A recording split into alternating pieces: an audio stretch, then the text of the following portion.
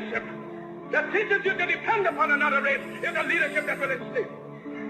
They gave leadership to our foreparents, and that leadership made them slaves. But we have decided to find the leadership of our own. You know.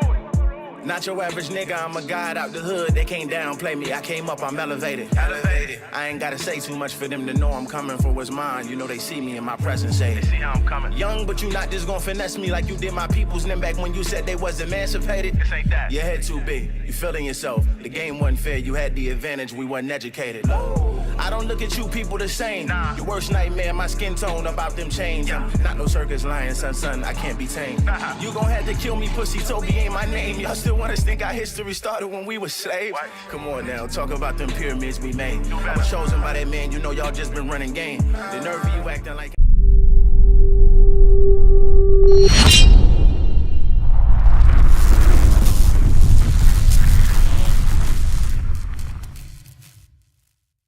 What's going on, family? This is another episode of Shifting the Culture Podcast. I am your host, Brother King Cam, and we want to welcome you here for another fire interview that we have today lined up. So before we go ahead and get started, we want to go ahead and just salute everybody who's going to be tuning in from all over the country, all over the nation, really. This is an international platform, so for everyone who's hit in the comment section, make sure you let me know what city, what state that you tuned in from. And man, if this is your first time here at Shifting the Culture, we have a very special guest who's going to be joining us in just a few minutes. But we want to just give some announcements on Shifting the Culture for what we have coming up before we bring our guests on. First and foremost, you know, we have our convention that's coming up at the end of February. So, you know, make sure that you're ready for that, family. Savior's Day,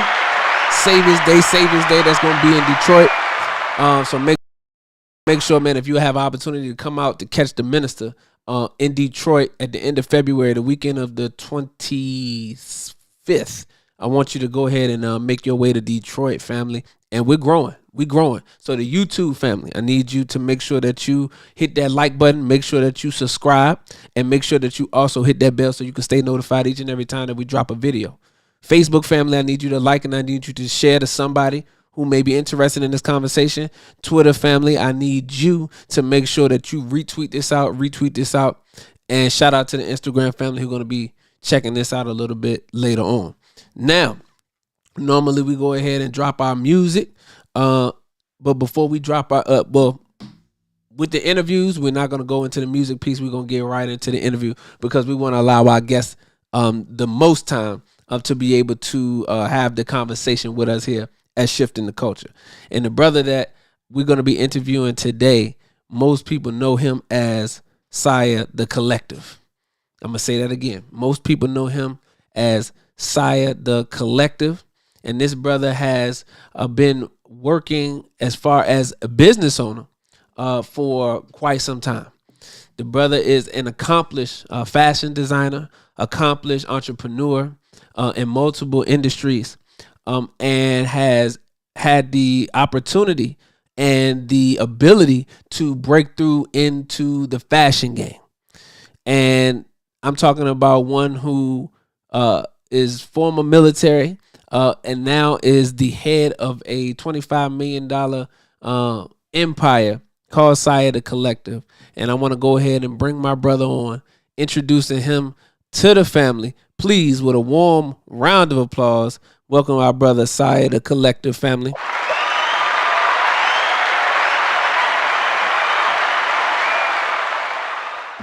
What's going on, bro? What's going on with you? Thank you. Appreciate you for having me on. But one correction, $55 million. Okay. Look, thank you for the correction, brother. It increased, family. That's what it's about. It's about growth, right? It's about growth. Absolutely. We're growing. Yes, sir. That's always a good thing. That's definitely a good thing, family.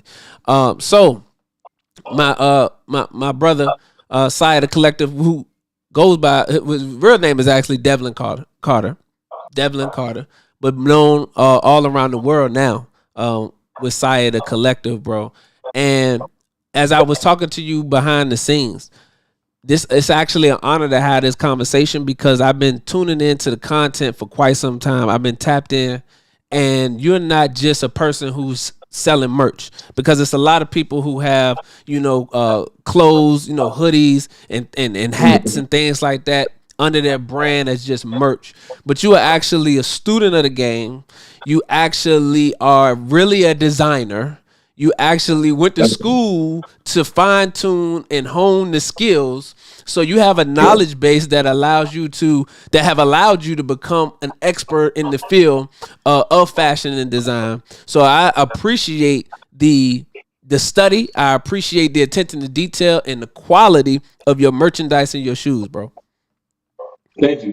Appreciate that. Yes, Appreciate that for sir. sure. Yes, sir. Absolutely. So let's go ahead, man, and just start from the beginning. Now, like I said, I was doing some research and I came across the fact that your mother was actually a seamstress, and that was your introduction to fashion and clothes and things like that. So could you just talk about a little bit about your childhood and your mother being a seamstress and how that influenced your mind in fashion? Oh, awesome. So yeah, so I'm the youngest out of six kids. My mom, she like you said, she was a seamstress, but ever since I was little, she didn't make her living as a seamstress. She worked as a supervisor in different hospitals, and she also was an accountant for a lot of private firms. So my mom was brilliant. Like, I lost my mom last year, but my mom was literally the smartest person I've ever met. And I'm not saying that because that's my mom. It's just literally who she was. Everybody speaks about my mom was like, that's the smartest person I ever met. Like, she was that brilliant. She read books every day on the way to work, on the way back from work. And when she would come home from work, she would make her outfit to wear the next day at work. So I Wow. rarely got to see my mom wear the same thing twice. She just was always, she just always wanted to stand out and be different. And she always made her own garments. So as a young kid, like people look at celebrities like oh Michael Jordan, like oh I want to be like Michael Jordan. Be like no, I looked at my mom like she was like a hero, like a star, because I just even as a young kid, I was just like I knew that my mom was different. Like I could see like the glow. So but the odd thing is that I never wanted to sew. So growing up, we used to live in Brownsville, East New York. We lived all around Brooklyn before we moved to Queens, and just like it just wasn't like it wasn't like a thing that men do was sewing. Right, right, I would look at it as a young kid that it was women. Even though men did sew, they're called tailors. right. But we weren't really exposed to that as kids growing up in the hood. So we always just said that's for women. So growing up, I never took advantage. My mom used to teach sewing classes on Sundays from our apartment. So she got like four women in there learning how to sew, and I'd be like, "Yeah, it's my time to leave." And when I could have been there and learned from like one of the greats, Yes. so it wasn't until I graduated high school in '97, I was going to Queensborough Community College, and I had ran into this dude named Drew Carter, and he was customizing his Jordans, and I was like, "Yo, where did you get those Jordans in that color?" Because like I never seen. Oh, I just painted it. I did this. I did that, and that's what got me more into fashion because I was like, when you're in college, and this is back in '97, you're thinking like you want to stand out, not like now everybody wants to look like everybody. They following trends off of Instagram. This is trending. That there was no trends thing because we had no social media move board to look at to see Right, right, right. what's popular. So from there, I was like, you know what? I did my first pair. I was on Jamaica Avenue in Queens, and everybody started looking at my shoes like, yo, where'd you get those shoes? And that right there was like, oh, this is how I'm standing out. 2 years after that, everybody would come up to me like, "Yo, where you get those Jordans?" I'm like, "My sister's in the army. She sent them from Germany. They get different shoes than us." Because I Yeah. didn't want them to have it. I was like, "Yeah, you can just paint them." So after 2 years, people started figuring out. I even started painting their Jordans, and I was like, "They doing crazy stuff." I remember one dude did the whole Desert Storm records on his Jordan stuff. I was like, "Man, I can't do all of that crazy artwork." So I Yeah. said, "You know what? Because as a kid, I'm the baby, right? And my closest sibling to me from my mom is 8 years older than me. So I was the kid that my mom would send to go buy fabrics. Like when we lived in Brownsville, I would go to Pickens Avenue, Fulton, and go. She would give me the swatches and be like, "Give me 2 yards of this. Go to Jimmy's." So I go to Jimmy's, I be like, I need 2 yards. He'd be like, okay, it's $5 a yard. I'm like, let me get it for $3 a yard. And my mom taught me how to like talk down price and stuff. And he called my Wow. mom like, you on the way back home. Like he talked me down on the fabric. You did a good job, Ruth. So I knew fabric since I was 6. I was buying fabrics for my mom since I was 6 years old. So I knew about fabrics. I knew where to go. So when I started doing shoes, I was like, you know what? I could do something they can't do. I could do fabric. Let Right. me Right. let me go to the shoe repair store and ask them, how can I take this material off this shoe and build it with new, more luxurious materials? And my guy Augie at the shoe repair shop by us, he's like, look, I'm not gonna do it for you, but if you come in after school, I'll let you use the equipment and you can learn how to do it. Oh, So that's okay. when, Okay, yeah. hold on, because I want you to get into Augie. But Okay. uh, when you talked about the custom designs for the Jordans, made me think about when Mhm. I was in middle school and they was doing the custom designs for the Air Force Ones, and this was probably in 2004.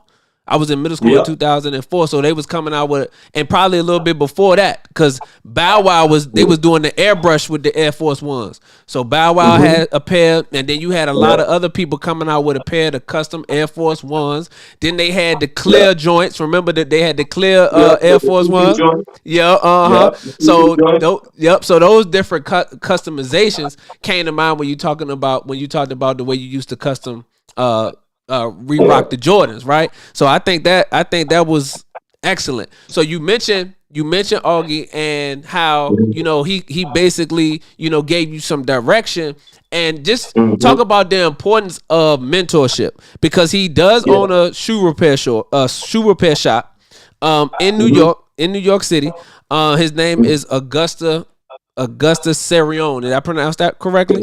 You sure did. You did your Oh, research. I like that. I yes, like sir. that. Yep. So he owns American Shoe Repair in Queens, and he allowed you to Yeah. come in and to watch and pretty much be an apprentice and have access to his machines. So talk about how important that was for you in your development as you progressed in your journey as a designer. Yeah. So I wouldn't be here without him, to be quite honest, because like who does that, right? This is an older Italian guy. Italian He said dude. he was young. Yeah, he said he was a young black kid, and it's like, like he's purest, one of the purest humans I've ever met in my life. He is like a father figure to me. So being able to go there, he would not just teach me, any kid in the neighborhood, because one kid in the neighborhood doing that, there's going to be other kids like, hey, we want to do that too. We send you to a D, can you teach it? So he and still to this day his door is open, right? And the thing is, why you need that, why it's important, because now, back then we didn't have, like, the internet was still new. When I started, it was 97. That was like the first year of the internet. It was still like, it wasn't like it was now. It's There's no social yeah, media. dial up Yeah, though, dial up yeah, AOL. the dial-up. So was the dial-up era. So you could we weren't in the information age as we are in now. So to have somebody who has the skills, that has the knowledge, and didn't even say, hey, pay me this much, did it for free. Now there's machines, like when I started getting better and getting more customers, he's like, hey, I have the machine. So when you get your money saved up, you get the machine, or if you have some money now, you give me some now, you just pay it off like you're leasing a car. Because now I know That's dope. you gotta work longer because you have all these customers, and I close at 6. And even this time he closed at 6, we be in here till 9 o'clock, he'll let me use the machines. Like, Wow. to Bill Moss, he never said, hey, you make $500 on that, give me 200. Never took any money from him. Never wanted any money. He just liked to see that some young urban kids was picking up the trade and learning Yeah. how to become a cowboy. Yeah. And from what he taught me is why I am the way I am. Like, I've taught hundreds of people how to customize shoes, how to do shoes, because why would I be stingy with the knowledge if the knowledge was never stingy to me? You Right. know? Yeah, bro. That's dope. And sometimes people, cause it's become like cliche to say, well, you want to, get mentorship, get mentorship, get mentorship. But that's what mentorship actually looks like. When you reach out to somebody who, has the knowledge that you're trying to obtain, and you just willing to put in the work, you willing to be a student. And oftentimes too many people that are young, they come into it kind of thinking that they know. And I know this because, I spend a lot of time around people that's older than me, and guys say, I try to teach these young guys, and some of them think that they know, they don't want to listen, they don't want to learn, and I just hear from your story, you was one of those young brothers that was like, man, teach me everything. I'm here to soak it all in, and I'm gonna go ahead and duplicate it, and then I'm gonna add my spin to it. So Exactly. as you mentioned, that was extremely important in your development. So now you rocking with Augie. He allowing you to use the machine, so you getting that experience. You have access to, you making extra money. You able to purchase the machines now. So how did you end up going to the Coast Guard? Okay, so and one thing about that, the same thing, like to harp on what you said, my mom, she didn't play that. Yes, ma'am, no, ma'am, yes, sir, no, sir. Right, If if if her friend came in, I wasn't like, hey, how you doing, Karen? It was hi, Miss Karen, Miss hi, Karen. Mr. Right, Smith. Like, yeah, yeah. facts.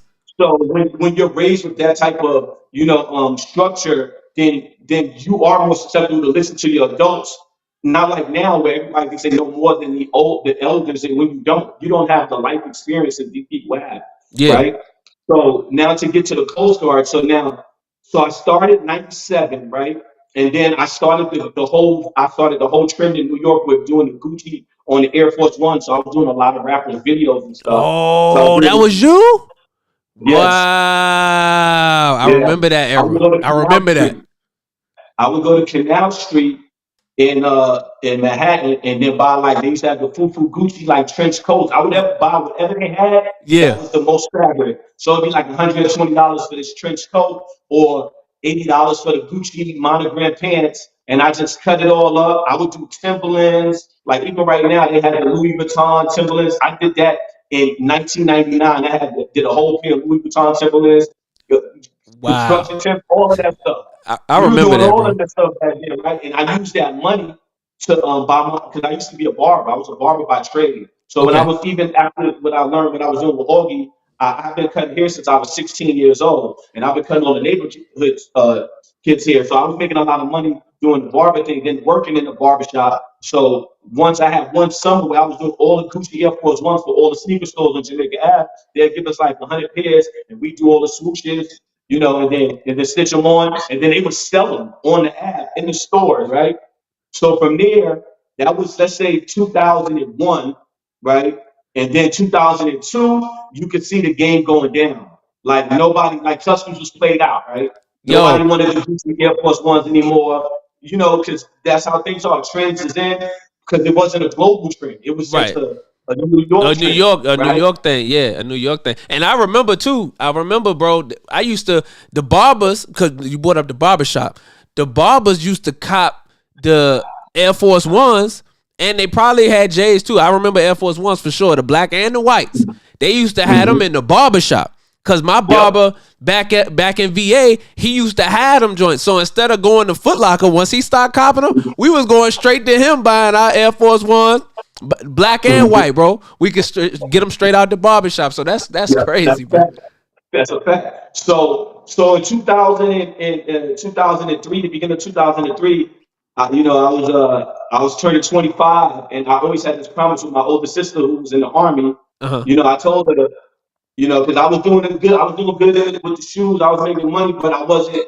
And then barbering also in New York, if you know, it's just like a hustle. It's Yeah. not like now barbers are charging 100, 200, $1,000 for personal haircuts. It wasn't Yeah. like that. But I'm glad it wasn't, because if it was, I'd probably be stuck doing that, right? But I Yeah. had this 10-year thing. So I picked up the Clippers for the first time at 15, and at 25, I gave up the Clippers. And when I turned 25 in June, that same, like 2 months before that, I had tried to join the military, but Mm-hmm. I didn't want to join the army, the navy, or anything like that. My whole thing was like law enforcement, because my dad was a cop, and I used Yeah. to Your be the father was law a police enforcement. officer. Yeah, my dad was a police officer, and then I used to be the law enforcement. They have a thing called explorers. It's Uh like the huh. Boy Scouts, but the police version of the Boy Scouts. I Oh was the wow. captain. Yeah, I was the captain for the whole Queens of the law enforcement. So I was like almost in a role to become a police officer, Okay. Okay. Got you. until I had an incident where I got arrested for something I didn't even do. It's just how they want to get you in the system. I was riding my mountain bike on the sidewalk, and I'm sorry. Yeah. I was right. I'm sorry, hold up. Somebody tried to call my phone. Okay. All right. So I was riding my mountain bike on the sidewalk and the cop stopped me and was like, "Oh yeah, you got a warrant." It's like, how I got a warrant? I've never been arrested a day in my life. And I used to work at the police station. Yeah. So I had to end up going to Queens Court and had to spend the night in jail. And after that, I said, man, F that. I'm not doing this police thing, but this ain't it. Yeah. So fast forward to me, I go to MEPS. I don't want to tell the story wrong. I want to tell it right because it does great justice. Yeah. So the Coast Guard at the time, they say they don't do advertisements, right? Mm-hmm. So I'm playing in a basketball tournament, and one of my customers who here I be cutting, he was like, you sold your barbershop, man. What you gonna do now? I was like, I said, I don't know. I'm gonna see. I'm gonna figure it out. He was like, well, I'm about to join the Coast Guard. I was like, the Coast Guard? What's that? It's the first time I ever heard of the Coast Guard. Yeah. He was like, man, it's like the police of the ocean. I was like, oh. I was like, man, well, good luck with that. Because at the time, I was working for my uncle selling bootleg movies. Well, I wasn't even selling them. I was just collecting the money from all his workers. And he was paying us like $1,000.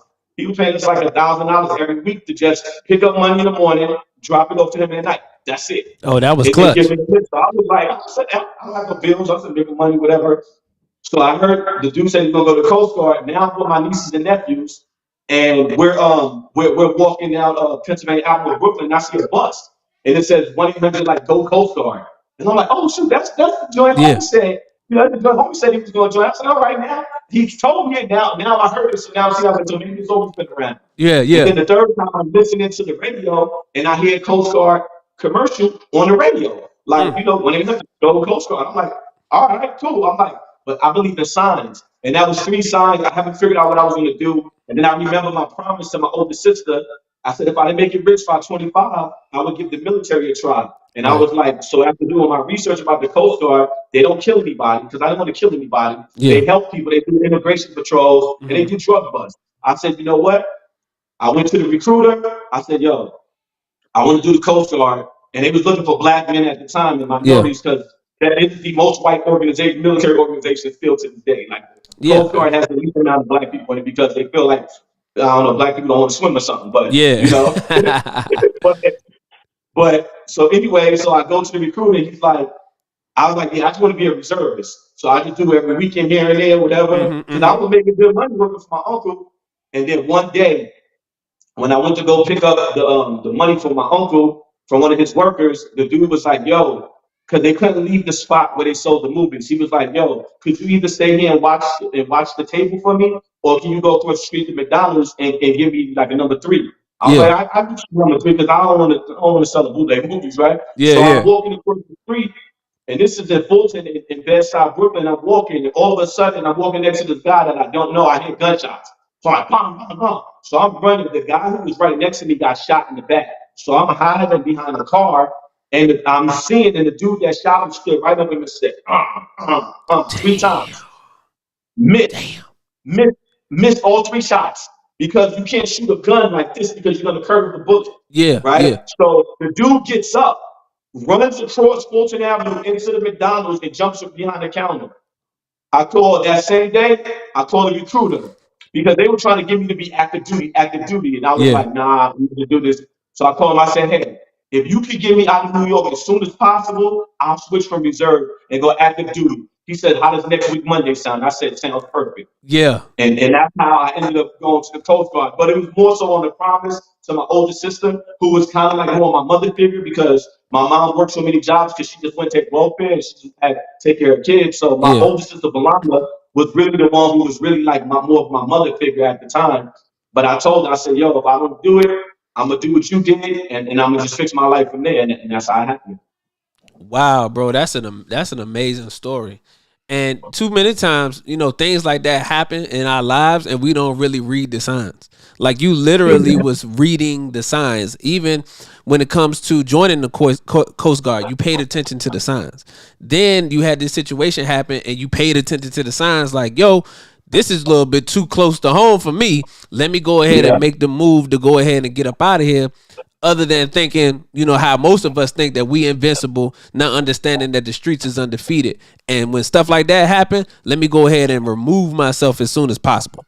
So, man, that's crazy. And the crazy thing, that's the third time that Gunshots has been around me. When I was younger, and I was in the project in the pink houses, drug dealers were shooting. This is I'm like 10 years old, and all the kids we ducking down. Then when I was 23 in Freeport, Long Island, people started shooting up the park, and I jumped on top of two little kids, and it was over them like that. So now this is Wow. the third time. You know what I'm saying? So it's Yeah. like that was another sign, and I was just like, you're right, because at any one of those moments, I could have been shot. You know what Yeah. I'm saying? And the thing is, people from the hood love the hood too much. They like, oh yeah, this is my block. They brag about it. Like, yeah, I'm from Murderville. I'm from that ain't nothing Yeah. to brag about. That ain't living. That don't make you tough. That just makes you not don't have the resources to get out of that environment. Right? Right. Because the whole thing you want to get out of nobody wants to live in fear or live in like any day right now, I can get hit by a stray. That's not life. No, bro, that's the really survival mode on a daily basis, like literally just surviving. So, shout out to the family that's just coming in, joining us at Shifting the Culture Podcast. I'm here with my good brother Devlin, aka Sia The Collective, man.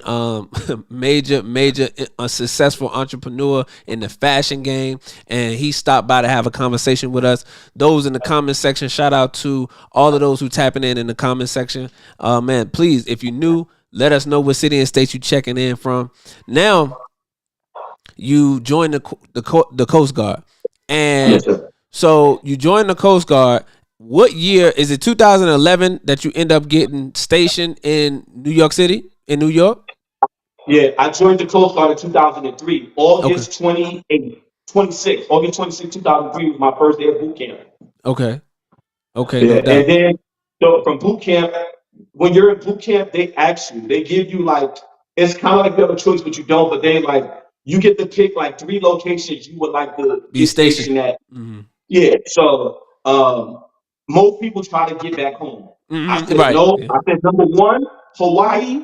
I said number two, Florida. I said number three, California. I want to get as far away from this place as possible. Because I'm like, Yeah. man, if I'm gonna travel, I don't want to be here. I want to Yeah. see what the rest of the world is like. Right. Right. So Right. and I ended up getting my third choice, which was California. And I ended up getting put on a ship that had like it's our biggest ship in the Coast Guard. It has like 200 people on it. Uh huh. And we go on 3-month patrols to do like either immigration interdiction, or we do like drug stops or drug patrols. So Yeah. I started. That's when I started, and that was October 17th. Was after boot camp. That was my first day in California. So what were you able to visit? Were you able to go international and visit other countries while you was on that tour? Yeah. So that first patrol, we went to Costa Rica. So I Okay. went to Costa Rica, Guatemala, and Ecuador. So on my ship, since it's on the West Coast, we went to the West Coast. So we went to like Mexico, Hmm. Costa Rica, Guatemala. When I was on another ship in Mississippi, we went to the Bahamas and Cuba, but Guantanamo Bay to like let off some migrants that we caught. Okay. So I Okay. never got to go like into like the Army and the Marines. They go internationally because they're fighting wars or they have Yeah. bases all over. But the Coast Guard really is predominantly to protect the United States. Got you. Okay. Well, that makes sense. That makes sense. So 2014, you end up getting stationed in Cali, right? You in Cali. You got your children with you, the fam with you. You stationed in Cali, Yeah, and you still designing shoes, right? And you get right. at this point you operating through social media.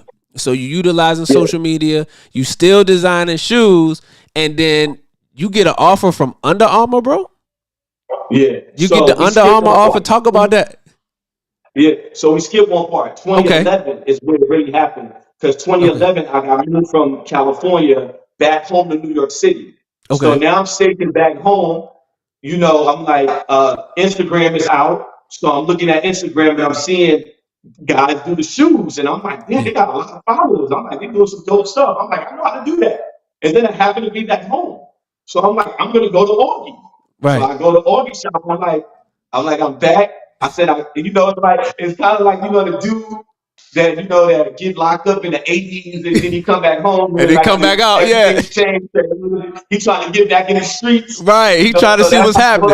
happening. Right. So I'm like, okay, I need the machines. Now I got money because I still got my Coast Guard check now. So I'm like, I need the machines. And then I end up finding an apartment like maybe 3 miles away from all these shops in case I ever have to go there to get what I got to get. So I make sure I make sure I got that. And then I said, you know what? I started studying the competition.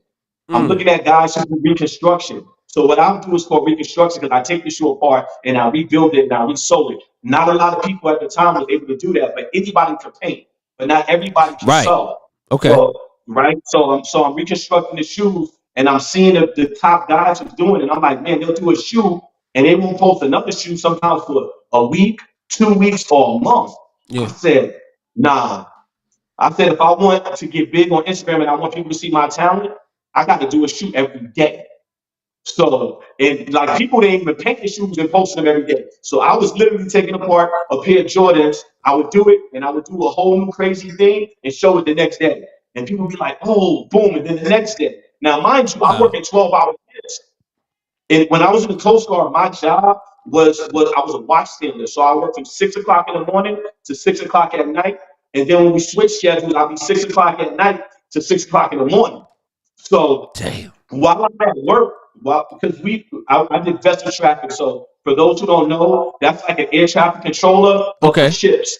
So when I was in New York, we do that, but you have to have some time off because you're watching these blue radars. Yeah. And basically what I do is I'll look and I'll see a boat and I'll see another boat and I'll tell them like, hey, you need to make passenger arrangement with this boat at Statue of Liberty so you guys don't collide. Right. So you do 1 hour on one station, then you got to go to the second station, you do an hour, and then you got your third station, you do an hour. Then you're off for at least an hour. You have to be off for at least an hour at a minimum. But if your rotation schedule has 2 extra people, then after every 3 hours, you get 2 hours off. So when I would have that hour or 2 hours off, I would go into the office in the back and I start taking them apart the shoe. I have acetone in there in the parking lot of the military base. I'm ripping the shoes apart. I'm taking the whole thing apart. So by the time I get home, I already have these pieces laid out so I could work. So I work on the shoe for about 4 hours, sleep for 2, and then get ready to go to work and do it all over again. Yo, so that's how I built my Instagram page. And then 2014 happened. So now I got Instagram followers. Now I was going up. And then I ended up getting lucky and getting a humanitarian transfer because my kids still lived in California with their mom, and they had like a family thing that I needed to be out there to help them out. So I was able to come to California and then be with my kids now and have this Instagram following. And now I got a nice following. I think maybe at that time I probably had maybe like 50, 60, 70,000 maybe followers. It could have been more than that. It's so long ago now, I don't remember. But I had a good enough followers where people was rocking with me, right? So I ended up, I ended up, this is the year when the Warriors did that, what was it, 73-9 season, right? Yeah, so that year, my whole thing was Jordans because when I was younger, not everybody could afford Jordans. Everybody had the Air Force One, so I was like, if everybody knows what Jordans look like, if you see a Jordan in a color you've never seen, it's gonna get your attention. Yeah, so absolutely. People on Instagram was like, yo, I'm in the Bay Area, my page, FPCC Bay Area. They were like, yo, why you don't do no Steph Curry shoes? And I was like, man, I was like, I don't wear no Under Armour shoes. You feel me? Like, I ain't doing that. I'm like, man. So I was like, this, I'll make y'all a bet. Because at the time, I think the Warriors was 10 or 11-0. I said, man, if the Warriors go 20-0, I'll buy a pair of Steph Curry shoes and I'll hook them up and give them my spin. So the Warriors are 18-0. I'm looking at their schedule. I'm like, they 19-0. As soon as they was 19-0, I looked who they playing next. I said, man, these boys gonna go 20-0. So I went to Foot Locker. I bought the Steph Curry shoes, and I was like, all right, let me already customize them. So I took that big ugly Under Armour logo off. Which, for the record, I've been telling them since I was at Under Armour, take this damn logo off of Steph's shoes. The logo is ugly. It don't need to be there. The placement, the negative space that it leaves around it, it's just terrible. It's ugly. It's ugly, bro. Yeah. So I took the logo off the shoe completely. Then I did the shoe with some real cork. I did it black, and I added some gold speckles. And then I put it on with some jeans. And people on Instagram was like, "Yo, what shoes is those?" They were like, "No, them is fire." Like, because they didn't look like Under Armour's no more. They actually look good with jeans, right? So I did an email. At this time now, I'm in my first semester or my first year at the Fashion Institute. Okay, so this has happened simultaneously while you at San Francisco Fashion Institute. Okay. Yeah. So it's happening simultaneously. So I'm in school, right? And I'm just like, I'm not doing shoes for anybody. I'm like, look, I made a promise. My first daughter passed away right before she turned 1. So Oh no. every year, Sorry to hear that, every bro. New Year, yeah, every New Year's I go to her grave and I make a promise. But when I got out the Coast Guard, right, I wasn't supposed to get out there. I still had a year left on my contract, but I was going to get out after that year. But being that I had to move from California, from New York to California, I had to pay that cost because it was Yeah. called a humanitarian transfer. If you do a humanitarian transfer in the military, which is called the HUMS, you got to finance your move yourself. Now, moving Mm. from New York to California cost me like $15,000, and that was Yo, yeah. really like I had like at that time I had maybe like $20,000, 25,000 dollars saved up to my Yeah. name. So Yeah. I spent 15 in. Then you got to think about getting the first month, last Yeah. month, all of this, right? So by doing all this, and then you take your car notes and taking care of your kids. Right. So when I got a proposal, my humanitarian transfer was 6 months. After 6 months, they can tell you to go back to your unit, or they can say stay there until the problem is resolved. Right. Our problem wasn't resolved. And not only that, New York was like, we don't need him. He needs to stay there. Like his Mm. family needs him there, and we already fulfilled his job position. So we don't need him here. And then in California, where I was at, they needed me. I was qualified, and they were short people. So it didn't make any sense for them to try to send me to New York. But it did make sense. You know why? Because that was God's working. And Yeah. when I tell the story, I always tell people that because that was God. God was like pushing my hand, get out. You don't need this organization no more. You got this. Go and use your talent, right? Yeah. So Yeah. I firmly believe that was another, because Sign. even my friends who were, yeah, it was a sign. But even my friends that are still in the Coast Guard, they say they would never do that today. Like I have friends that are hired, they're like, they wouldn't do that. It just doesn't make any sense. I was Yeah. like, nah, God did that. God was like, I need to free him from this organization so he can go be great. So at that time, I got $1,300 to my name, bro. Yo. I had $1,300 to my name. I get the notice July 7th that my last day in the Coast Guard is going to be July 14th, 2014.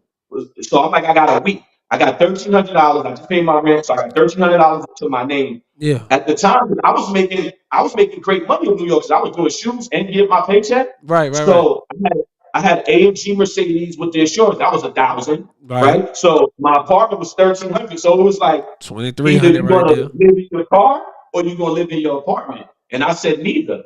I'm gonna just go hard. So I went to my daughter's gravesite, and with tears in my eyes and everything, I tell her, I said, listen, this is the scariest I've ever been in life. I'm talking to my daughter's grave. I said, this is so scary. I said, but I promise you, I'm not going to fail you. I said, I'm going to go to school because once I get to school, I'll be able to get paid again. I'll get Yeah. what's called BAH. You know Okay. what I'm saying? So I would get, and my school was in San Francisco, so I would get $4,000 a month just for going to school. That's Just to pay going. my rent. No Yeah, doubt. yeah. So my rent was only 1,300. My car note was 1,000. So right there, that's 20. I still have 2,000 left over. Yeah. Plus, so I'm like, I tell my daughter, I said, but this is the reason. That moment right there is when I said I will never ever work for anybody else. I will never ever have myself in a position where I live check to check. I Mhm. will never ever feel like this. Like I said, I will never feel like this. And I cried that whole day because I said, this is the last time I will ever cry about some money or anything like this. So I started opening up for orders. This is July. School doesn't start till September 1st. So I got to make enough money to pay my rent and all of Mhm. that Yeah. because I got what was called a hardship discharge. Unemployment didn't understand what that was. So I didn't get unemployment. My Wow. unemployment, I didn't get no unemployment. It took them like 3 months to finally give me unemployment. But I was out in July. Yeah. So Yeah. I started taking orders on Instagram, like, yo, y'all want me to do your shoes? Send them in. Yeah. So I'm making about $6,000 a month on custom shoes. So I'm good. I'm like, all I gotta do is do enough shoes until September 1st, because October 1st I'll get that rent I check, get right? that money. Yeah. Hmm. So that happens. My first month of school at Fidham, I used to sell this dye for rubber soles. It was called soul dye, Hmm. right? If you have Jordan 11s, you know how the bottom turn yellow. Yeah. It says, So I yep, had turn figured yellow. out a way. Yeah. So I figured out a way to dye it where it can make it red, purple. aqua, brown, all these different colors. I can't Yeah. go with this dye. Like people were doing this before on YouTube, but their dye wasn't strong and it would wear off. So I figured out a way to make it that it couldn't come off, right? And then I would sell it. A half-ounce bottle, I would sell for $25, $3 for shipping. It cost me maybe $1 to make a bottle. So off of $1, I was making $26. Yo. And one day, this is where the story gets the best. One day, this dude is on YouTube doing some foam posits.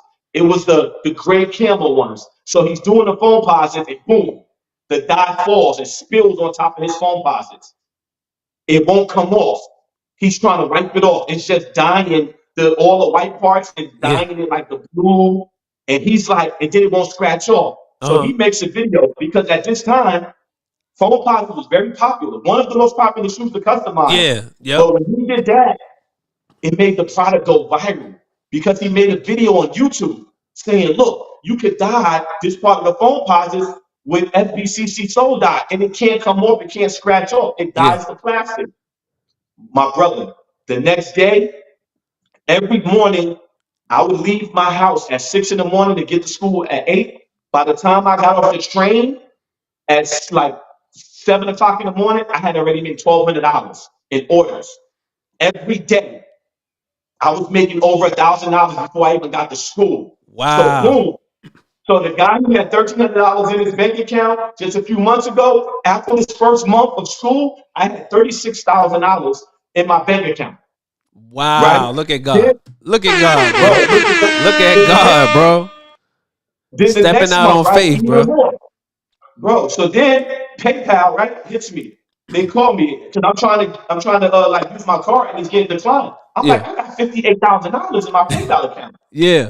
So I called them. I'm like, why is my card declining? And I got $58,000 in this account. Uh-huh. And they said, well, last month you made $28,000, and then this month you made $36,000, something like that. And we don't believe that or something. We need to see your receipts. We need to investigate. But when he said in this, because I stopped counting. Like, because remember I told you I'm never gonna let money be an issue. So I knew I was making over $1,000 a day, but I wasn't counting it because I wasn't gonna spend it. Yeah, I wasn't touching it. So when he's like, yeah, this month you've already made $36,000. The month was only like a quarter, like 75% over. The month wasn't even over yet. And I was like, and when he said that, I said, ain't God good? He said, excuse me? I said, yeah, ain't God good?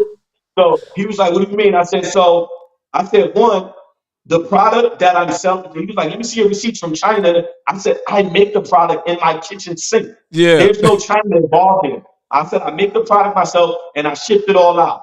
And he's like, you have to show us tracking numbers for the receipts because they was like, this is an anomaly. Like, you don't go from making like maybe $8,000 a month on your PayPal, then you go to like 20 15, and then you go to 20, and you're jumping too fast. Because now they're not, the scale that they have for your business is no longer that scale. Yeah. Right. So now their liability because they feel like if you're not sending these orders, we have to fulfill we have to give people their money back. They money back, yeah. And after they did that, I showed them all the receipts, and then I took all my money out of PayPal. I said, I don't work for you. You work for me. So I said, I'm never going to PayPal again. But yeah, it was that, right? It was those 2 months. When I was making over $1,000 a day, my brother, I said, I'm sticking to my guns. I ate top ramen every day. Even though I'm making over a G a day, I was eating top ramen. I was living like a broke college student. Yeah. And only I would pick one day out of the week. It would either be Saturday or Sunday where I would eat like some shrimp or steak or treat myself. But other than that, I was living below my means. And I was just saving because I also knew, I said, I'm onto something here, but I'm also from New York, and I also know that all good things come to an end. So I said, you know what? I'm going to, because I remember with the shoes, I was doing the shoes, making a lot of money, then it got paid out. So I'm like, I like this. I've never had this much money in my life, but I want to see it keep going. I want to see what it feels like to have 100,000 in the bank, 200,000. So that became my goal to just keep saving and saving. Because I said, one day I have to flip this into something else. Right. So if I want to start my own clothing company, I'm going to need this money because I already know I could easily get $100,000 in school loans, But they'll never give me $100,000 in business loan because your oppressor's not going to finance your freedom. They're just That's not right. going to do it. Come on, hold on. Wait a minute. Come on now. Go ahead and teach on that, bro. Yo, so look, you in school at the San Francisco Fashion Institute, and you redid the Steph Curry's on the 72-9 season. So talk about when Under Armour offered you the opportunity to come out to Oregon. Okay, so first they invited me to Boston to their headquarters. Okay. Right? Oh, so how it even started? So when I'm showing the Currys and everybody's like, "Yo, those are dope." Yeah. I get an email because remember at this time I stopped doing shoes because Yeah. I told my daughter when I get to school I'm gonna be on honor roll. I'm gonna do all of these things that I didn't do when I was in school before. So I'm gonna make sure I'm tops in my class and everything. Yeah. So I get an email and it said Dre Wright at UnderArmour.com. And he sent me this email.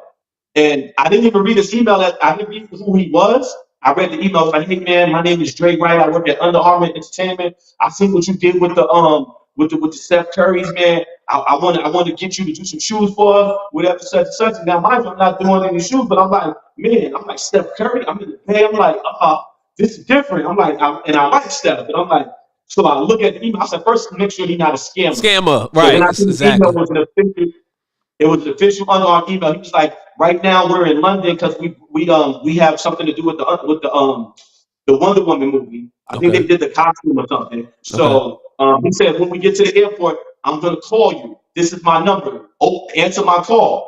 So the next morning he called me and then we talked on the phone. He was like, "Yo, I'm not some nobody at Under Armour. I only answer to two people, and that's my boss and then Kevin Plank, the owner." Yeah. He was like, "Bro, he was like, yo, you got talent, man.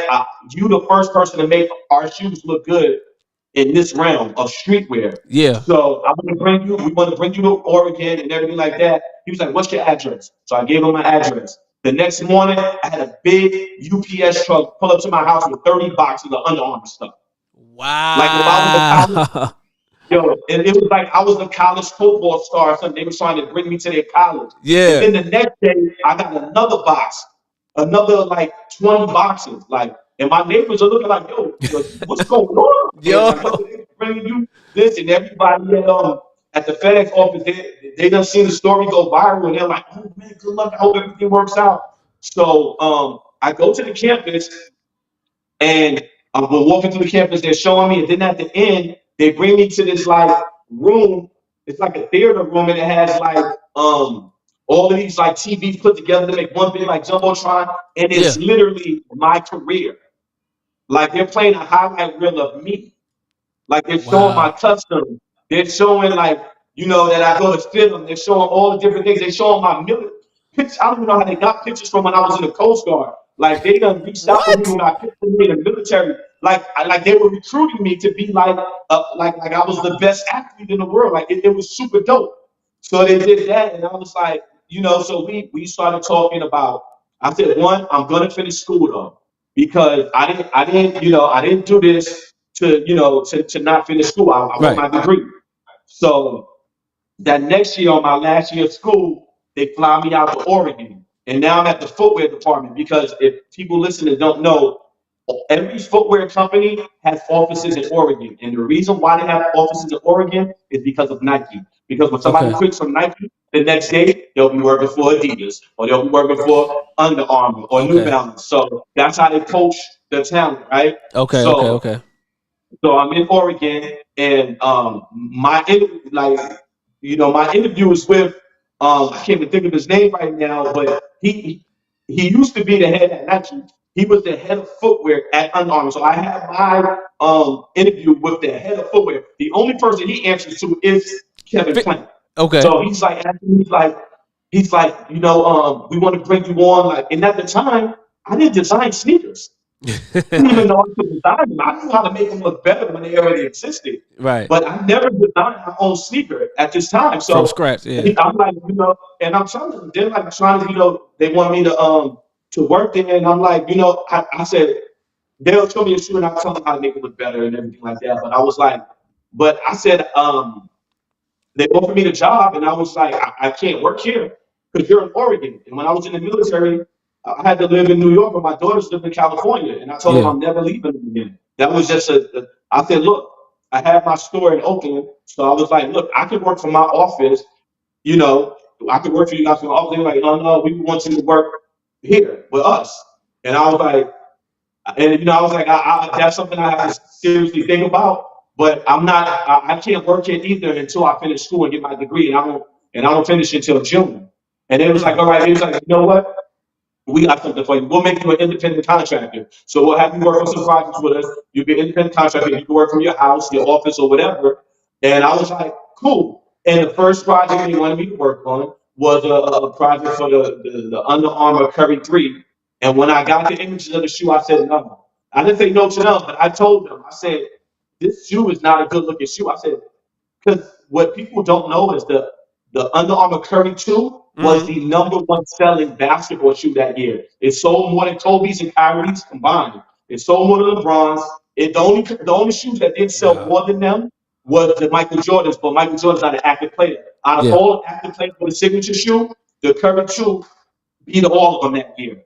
But the Curry 3 was not a good follow-up. And I told him, I said, the shoe looks like a Hummer. I would always send all of these emails, to Dre, right? Because he's the guy who wanted me in there. So I'm like, and I would tell him, like, yo, you should pass this up to them. But this will also let me know I can't work for a company because, like, I'm telling you this because I know, like, what the streets want. I know what the streets want, bro. I know what the people like. Right. I know what the streets. I not only am I a sneaker, like at the time I wasn't a sneaker designer, but I'm immersed in sneaker culture. I've been a sneakerhead since I was a kid. Yeah. So I know everything about. I just love shoes. That was my addiction with shoes. That's why I learned how to sew shoes and not clothes because I wanted the shoes was the only thing that was important to me at the time. So I tell them all this. Boom. Guess what? Doesn't happen. They still took the shoe out because, of course, now knowing having my own sneakers, I know how hard it is to put something into it and then pivot and try to make a whole different shoe. But they should have because they lost so much money by putting that shoe out. That shoe was a dud, and it killed all the momentum that they have from the Curry 2. That they had, right? yeah. But I seen the Curry 4 and I told them, I said, hey, that Curry 4 is fire. That could be your best shoe. And they're still making that shoe to this day. Remixing, they got De'Aaron Fox wearing them.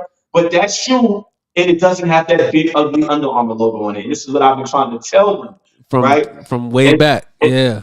And it was that same summer that they dropped you remember the all-white Curry 2 lows and everybody was calling them dad shoes and clowning them? Yeah, them joints was ugly. I hate Under Armour. Yeah, everything Under Armour joints was always trash. They sent me that shoe months before you guys got to see it. And when I opened that box up, I said, no. I said, do not release this shoe. And they was calling me the chef. I said, listen, let me tell you something that you guys have and where you guys are missing the mark. Steph Curry has a name that the streets gave him. Chef Curry. Chef Curry, now you take this shoe and you calling it the Chef Curry, and this shoe looks like trash. I told them, I said, no, you can't do this. So they still did it. And I was like, look, this is the way you should present the shoe. Every year, Jordan has a shoe that's a story to it. The story is either the flu games. The flu games, yep. Uh-huh.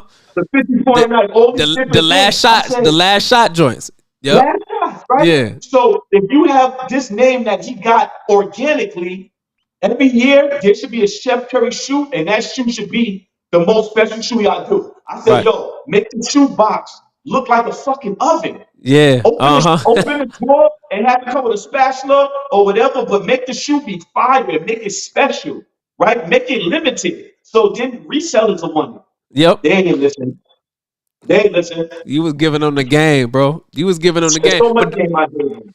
But don't worry about it, though. You already know because you just put all of that creative genius into Sia The Collective. So at what point, I read that in 2019 is when you came through with the name Sia The Collective. Yeah. You know what I mean? So talk about how that developed, as well as your connect in China. You know what I'm saying? Like your man's from San Francisco Fashion Institute reached out to you and was like, yo, I see you doing your thing. I'm over here in China. I work in mass production. How can I help you? You know what I'm saying? Take it to the next level. Yeah, so that happened because, I'm doing all these Jordans on my page. And then my fans was like, yo, why do you keep making Jordans and stuff look nice? Why don't you make your own shoe? Yeah. Right? So they started putting that bug in my head. I ain't gonna lie. I ain't gonna hold you. Like when people saying that, I used to get pissed. I used to be like, how could make my own shoe. Like I didn't think it was possible. Like I could make my own shoe. Like Yeah. so I ignored it. But then, like you said, this guy that went to the same school as me, he went to the LA campus and he seen my page and he reached out to me via email because I would have my email contact. He was like, "Yo, hey, my name is James. I live in China. I got a product development degree from FITM just like you. I see you an alumni member. If you ever want to make your own shoe, reach out to me. I'm here in China. I can help you out. I can help you get that done." And I was like, all right, cool. So I responded. I was like, all right, cool. And then I put a star in this email to favorite. So in my head, my wheels are turning now, right? Yeah. Because it's probably been like from that email to when I actually reached out to him and was like, yeah, I'm ready to do this, was probably about 8 months, or even it Wow. could have been a year. Mm. So I'm making all this money doing shoes for people and then selling the soul guys. So I have all this extra income, and I'm like, you know what? I want to replenish my some of my most memorable sneakers that I lost in the fire. So I'm trying to get the Yeezys, and I'm looking them up on eBay. They're like $6,000, $8,000. Like I'm like, ain't no shoe worth that. I'm not doing it. So Yeah. that's when I started. These Thinking. must I have was been the like, Red Octobers. right. These was No, definitely. the red, not Red October. I was looking for the easy ones because the Oh, easy twos okay. haven't came out yet. Okay, So okay, this is okay. this is back then. So I'm looking at the. So I wanted the Yeezy ones and I wanted the Louis Vuitton Dons, right? Okay. Those two shoes. And I was looking for both of them. The Louis Vuittons was like 10, 12, 15,000. The Yeah. Yeezy was still around the $7,000, $8,000 mark. And I was like, I'm just not paying that for no shoes no matter what. So then I was like, I started thinking, I said, man, what if I put that shoe and this shoe together and that could be my first shoe? So then I'm like, I still don't know how to draw shoes on the computer. Like now I'm in fashion school, so I know how a tech pack works, Right, right, right? right. But at the same time, I'm like, I know how to do tech packs for clothing. Tech pack for shoes is a whole different monster. We didn't learn that in school. Right. So I'm like, you know what? I need to find somebody who does that. And I remember somebody on Instagram that had did shoe drawings and stuff like that. So I hired him. I said, yo, this is my idea. I want to put this together. So I would like do a rough drawing of it, send it to him. He do like the professional drawing. I would go in on his and then correct some of the things. And then boom, I had it. When I was done, I was like this.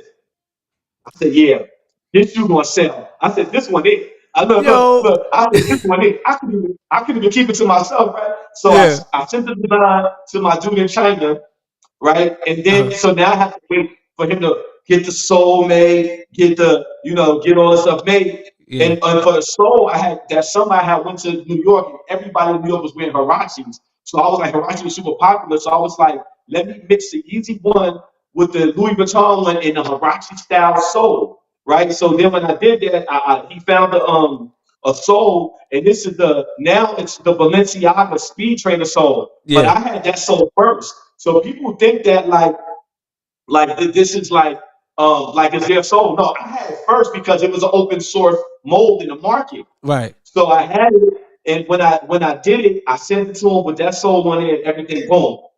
And then I got too hyped. I went on Instagram and I was like, yeah, I made my own sneaker. It's gonna be the most fire sneaker that came out in years. Y'all gonna love it. I promise you. Yeah. I'm gonna try my own shoes from now on, right? Man, that sample came in, bro, and I ain't gonna hold you. That thing looked so cheap. They made it with like a black, bro. They made it with a black plastic. It wasn't even real leather. And Oh I'm like wow. this. Oh my Oh, god. Oh my big ass mouth. this is I'm not the like, vision. oh This is not man. what I I had in was, mind, yo. bro. I was so hurt, and then I was like, you know what? I was like, they messed up so much on this. I looked, and I said, nah, it's China.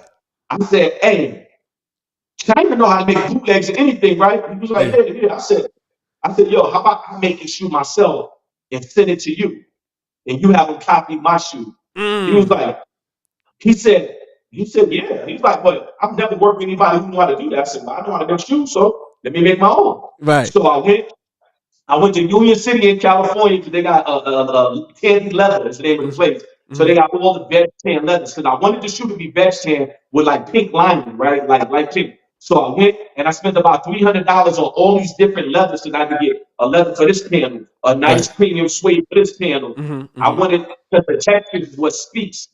So I make the shoe now.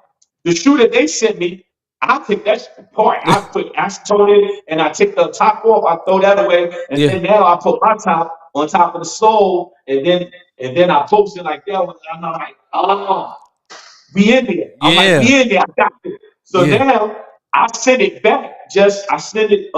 When you make a shoe, you make it on this hard plastic foot. It's called the last. So I got the thing nailed to the last, and I got the sole in there with it.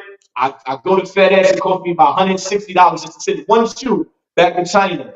But then about 2 months after that, the first sample was done, and bro, the rest was history. That was it. But I got to make my shoes. So after that, I didn't need to hire anybody to draw my shoes anymore because I was like, I'd rather just make it myself and let them copy it. Yo, bro, like that's crazy. Hold on. Cause you literally like a shoe scientist, bro, like a sneaker scientist, where you literally in the lab and you pouring acetone on shoes, like yo, I'm throwing that away, adding this and putting this together. So you really in there, bro, like just allowing the creativeness in your mind and your imagination just to go crazy on top of the skills and the knowledge that you have, and you able to come out with these phenomenal creations, yo. So that's crazy. I knew this was gonna be fire, bro. When I knew this was gonna be fire. It's crazy. Like, tell that story again to think about where we're at right now. Yeah. Think about that day. I'm in the bro. I didn't even tell you when I was making the soul die and I had to move out that apartment, bro. No, what happened? Bro, I tore that sink up. Like the sink in the apartment, because that was like a trap house. Yeah. I had the stainless steel, that thing was purple, red, pink. The countertop, they had to remodel the whole kitchen. I think I had to end up paying them like $8,000 when I moved out just so to redo the kitchen. But it was perfect. I made about $280,000 off that apartment. Straight trapping out the bando. Yo, that's crazy. That's crazy. So listen, family, if you just coming in, I'm your host, Brother King Cam. This is Shifting the Culture Podcast, and I'm live and on deck with my good brother Sia The Collective, man. And he has been, just taking us through the phenomenal journey to all of the fire sneakers and boots and apparel that you see on this page today. Man, we going all the way through the journey. So if you just tuning in, make sure that you hit the comment section. Let us know what city and state that you're tuning in from, family. Make sure that YouTube, you like and you subscribe. Facebook, like and share, and Twitter, I need you to retweet, family. So you building the empire now. You got to connect over in China. You got that situation together because at first you had them making the shoe, sending it to you. They did it all wrong, so you decided I'm gonna make the shoe, send it to them. So they just got to duplicate it. They got it right. Okay, they got it right. So, but guess what? Yeah. So, but remember how I said that shoe was plastic and it was just trash? Yeah. Remember I told you they told me it was trash? Yeah. Guess what? Me being a novice and not knowing how shoes are made, that what they sent me was just for pattern sample adjustment. They don't ever use real leather when they send you the first shoe. But I didn't know that because I never made the shoe. So they use the cheap material on purpose because why waste Italian leather if it's wrong? If I would have been like, just change this and change this. But I'm glad that I didn't know that because I was able to really make the shoe the way I wanted it. And it also slowed down. It sped up the sample process. See, people don't know it can take you up to 2 years to make a shoe because you'll get a sample and say it took you 90 days to get that sample. You don't like that. You correct 2 things. You send it back. Now you wait another month or 2 months to get that back again. And if it has more issues, you send it back. And then you're going through a whole year and you don't have that shoe yet because you're trying to get the sample right. So I just wanted to go ahead. That's how, if anybody tries to make a shoe and they send you some plastic stuff, it's on purpose. Don't think you got to make it do yourself. Right. Okay. So for everybody who is thinking about making their own shoes, getting into fashion, bro, man, Sia giving us the game right now. And I think that's important too because, we talk about all the time, the importance of ownership. We talking about, the importance of, creating and designing things that are black owned, from sneakers to clothes to, even cars and things like that. So I was in the same mindset that you talked about earlier. Like, how do you, I know we should have a black owned shoe, but how do you design and create your own shoe from scratch? So the fact that you have been able to do that is amazing. And, now fast forward to, 2021, you have 2021, 2022 when Kyrie Irving has all of that controversy, obviously coming behind the COVID shots and all of that stuff, and then he has the tweets that go out that people call anti-Semitic, and they drop him on his sneaker deal. You know what I'm saying? His sneaker endorsement. They drop him on the sneaker endorsement. You know what I mean? So now they drop him from the sneaker endorsement, and here he come saying, "Look, I want to go ahead and create this partnership with Sia The Collective." Now, I just want to say the way I got introduced to you, I've been locked in for about a year or so now, and it was because I'm following Omi and the Hellcat and Cool Kai and their sneakers, because I'm a proponent of supporting black owned businesses. So this hoodie that I got on is a black owned clothing company. I try to do whatever I can, and I go out of my way to find black brands that have quality merch so that I can support them. So, I was following Omi and the Hellcat from YouTube, and then I see he got his own sneakers. So I'm like, I'm about to see what the sneakers look like, because if they quality, I'm going to rock with them. And fashion has just been a part of my character, has been part of my personality growing up. One of my favorite rappers is Fab. So Fab, you know what I'm saying, having a lot of that fashion genius with him is what really helped and molded my mindset, right? So, and of course I grew up in the Jordan era, so making sure that you had all the latest J's was just one of those things. So when I came across Omi stuff, they was getting sued by Nike because of the shoe looking like the Jordan 1s, right? Him and Kai shoes looking like the Jordan 1s. So I'm like, okay, so this is a big thing. So I'm checking the story, I'm watching what Omi's saying and all of that kind of stuff, and then you end up getting put into the feed on social media. So when you get put into the feed, I get, I come across the Instagram, I'm checking out everything, and I ain't even gonna hold you. The first sneakers I saw that got the Sia on the side that look kind of like the check, the Nike swoosh, I ain't like them. So I'm like, okay. I'm gonna stick around to see what else he got though. You know what I'm saying? I'm gonna stick around to see what else he got. So when the story dropped with Omi and Kai, you dropped the video, the Instagram live, where you breaking the whole joint down. So when you go into all of the panels and why Nike's actually suing them, I said, hold on, man, bro.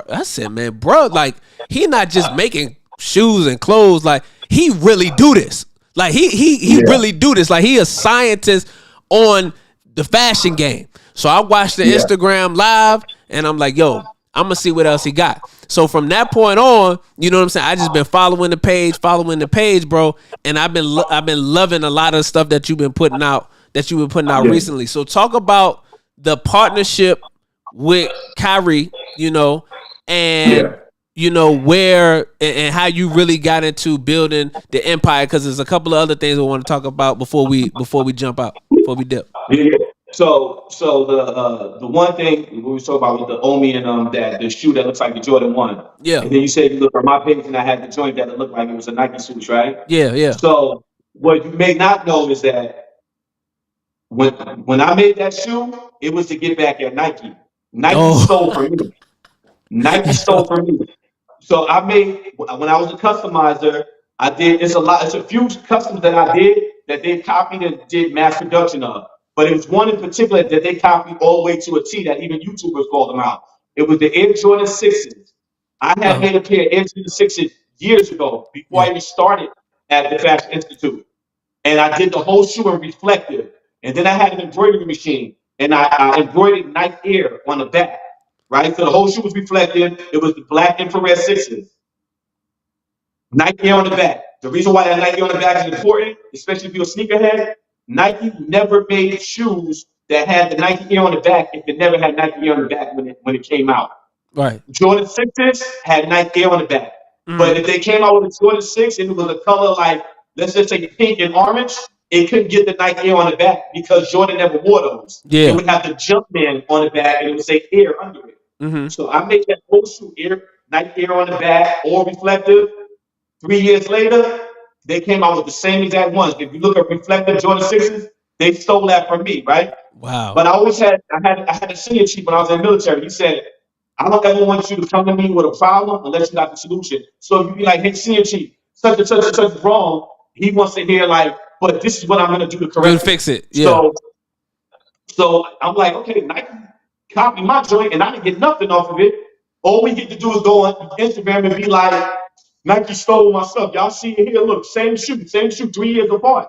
I said, nah, screw that. They culture vultures, so I'm gonna show them what it feel like. Yeah. So I was the first one that took the Jordan 1 and then flipped it and then made my own. I did that side time on the side on purpose. Oh, wow. I wanted them to try to come at me. Oh, wow. So I could show them how everything they did. Yeah. But unlike Omi and Kyle, they copied the whole shoe exactly. Because what was going on in that time, let's say when Omi and Kai came out, all of the bootleggers started DMing any page that had anything to do with sneakers. And they was like, hey, do you want to make your own shoe? Well, we can make your own shoe for you. It's $75. The minimum order is $100. So for $7,500, you can get 100 pair of shoes. But the only thing we'll change is the Nike sign. We'll change the swoosh off of it, and you can put your own whatever you need to take of the swoosh. Yeah. So Kai was like, Bates, he made the lightning bolt and took the star off and just had a lightning bolt. Right. So that was what he used to cover that negative space. You see other companies have the Statue of Liberty, Gun, Roses, all of these different things. That was because all the companies allowed us to change was that. So the whole shoe was still a fake Jordan 1. Yeah. And you just changed the Nike sign because the Nike sign is trademark. But what they fail to realize is that blueprint is called a trade dress. So when I made my version of the Jordan 1, I called it the D1Y because I was a customizer that played on DIY, do it yourself. Yeah. So I was like, do ones yourself. But I changed the paneling, I changed the pattern. So if you look to the next, that's the same. Nope. But if you want to sit in court and you do a black and white drawing of mine and a black and white drawing of theirs, I have way too many panels. They can't. That's why I'm not sued. They just got sued by Nike. Yeah. I got sued. Only got sued. And ain't nobody sued me, and I'm bigger than all of them. I have over 35 different sneaker designs that's on the market. These guys have one. And that's what that was one of the things I learned, bro. Like I literally learned that from listening to your live when you talked about the different panels and how they hadn't changed none of the panels on the sneaker. No. They just changed the logo on the side, but they didn't get into the panel. But then think about this, brother. I told Kai a long time ago. I said, "Yo, when he reached out to me, he had reached out to me before in the DM in the negative way because somebody on the shoe game was like."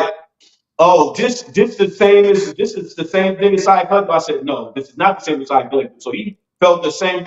I said, this is just a bootleg Jordan 1, a light bulb on the side. Right? I didn't know him. I didn't even know he was black or anything. So he reached out to me in the DM and he was like, man, that's effed up. Such. I looked up to you. I said, listen, bro. I said, if what I said hurt your feelings, I apologize for hurting your feelings. But what I said was true. So I'm not going to apologize for telling you the truth. Right. So we exchanged numbers and I started giving him some advice. I said, yo, you got to change that shoe up.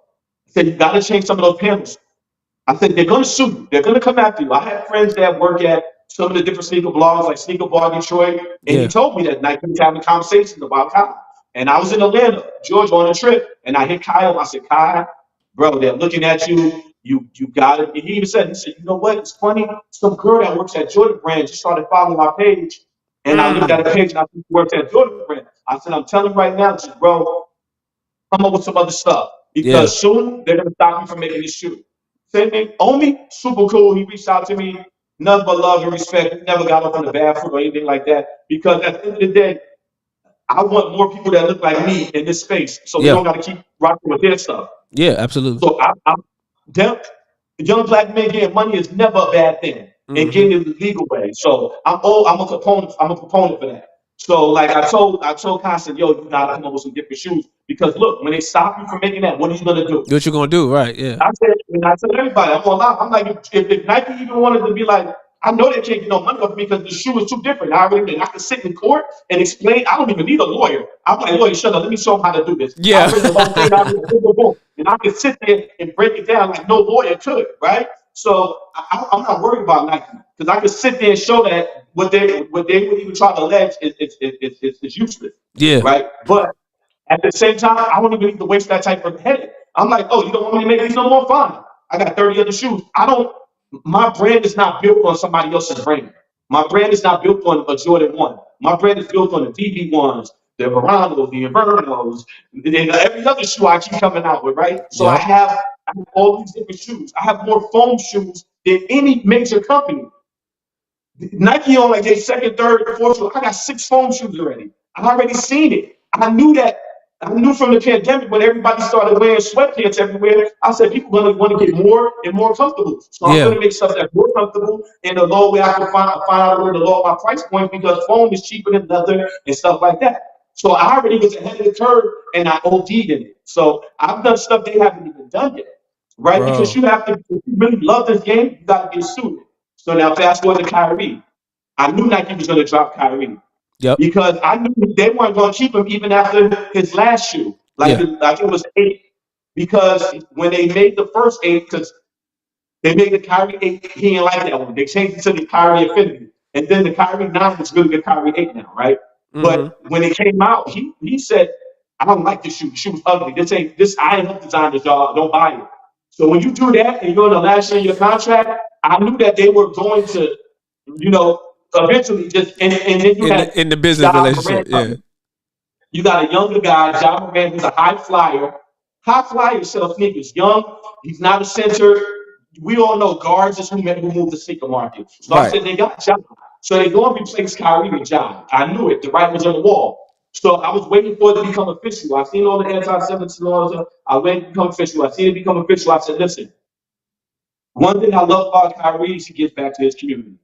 And so I didn't open a sign in my office to work to help him make his own shoe. Right. I said, listen, because you have the capital. One, you got the capital. And then the other thing I was trying to, like I was breaking down to the team, I said, yo, you have over $2 billion worth of free advertisement that you got from Nike in the last 10 years. Facts. So just off of what they've done for you for free or whatever, they're advertising your global region, China, Yeah. you can make your own shoe. I said, I can walk you through all of the doors. I can help you.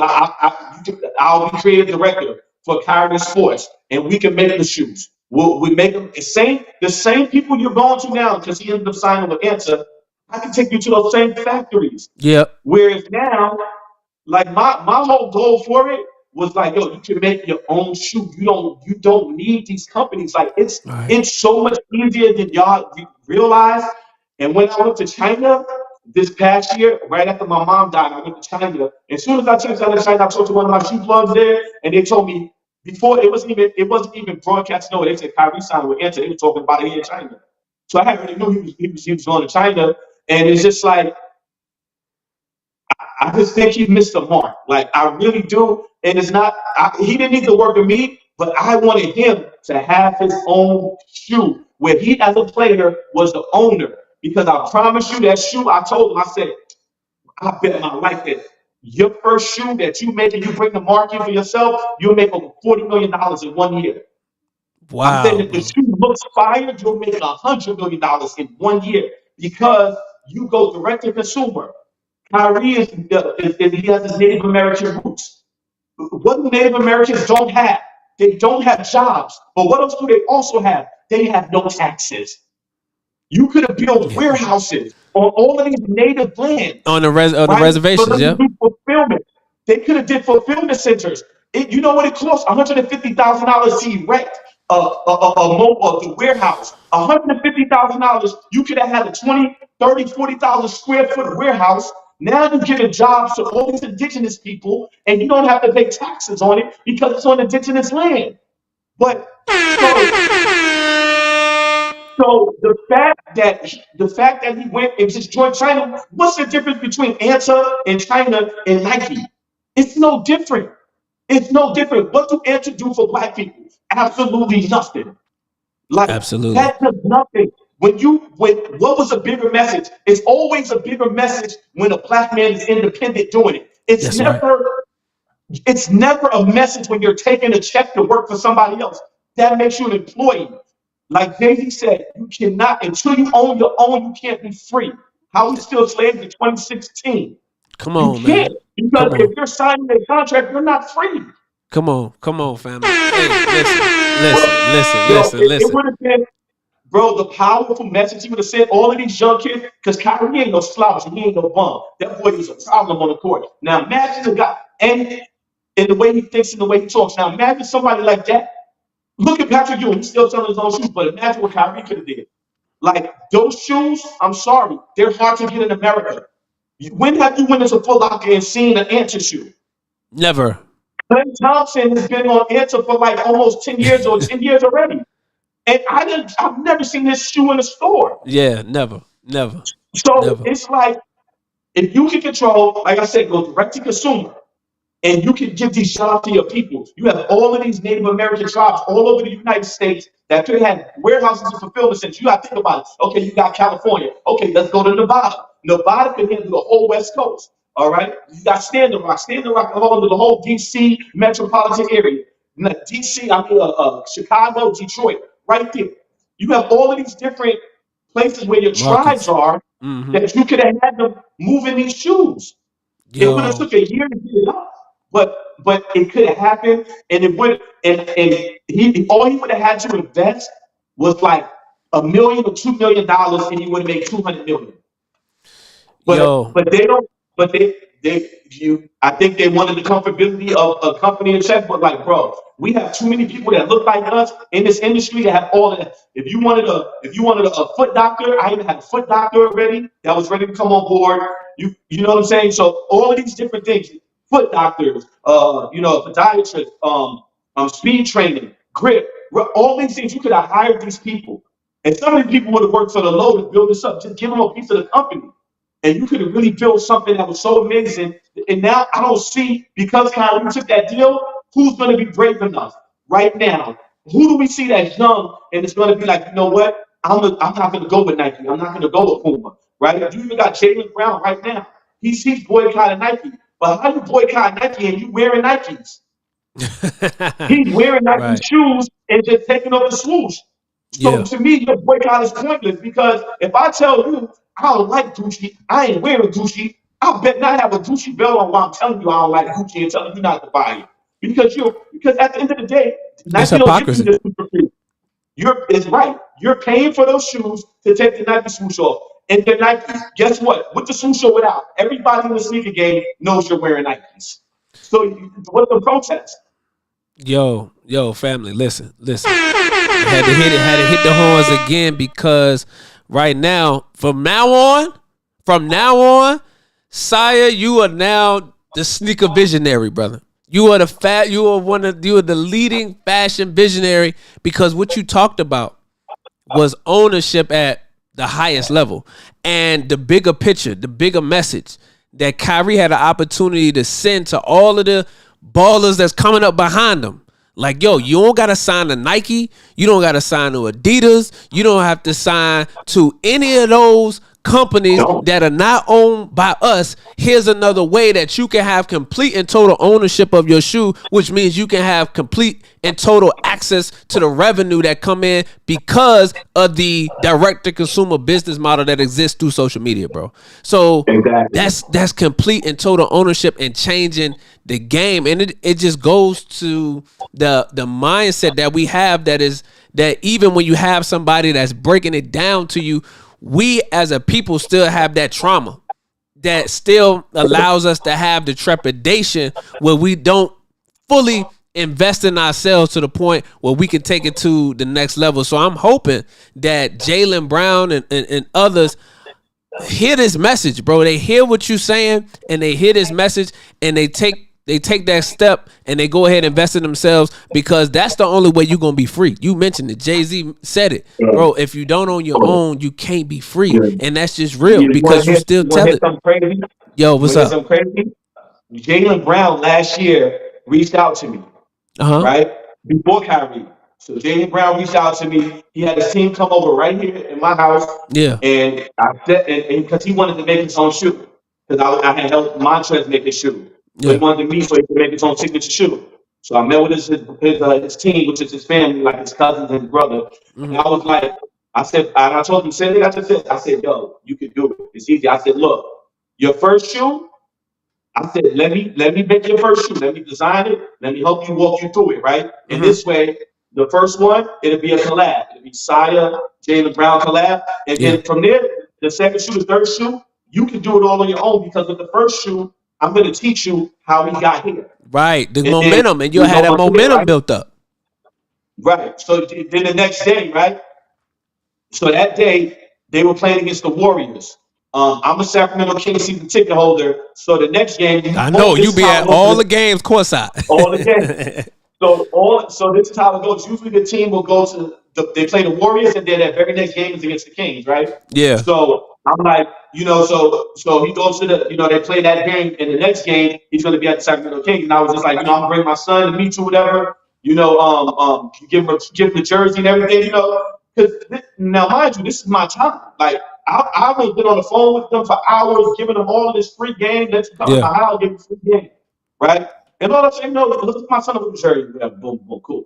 So at the end of that game against the Warriors, if you look, you'll find this picture. You probably throw this on the video. If you look, all you got to do is Google Jaylen Brown, Kanye West, and you'll see them taking a picture on the Warriors court, right? And he's got his arm around Kanye, whatever, boom.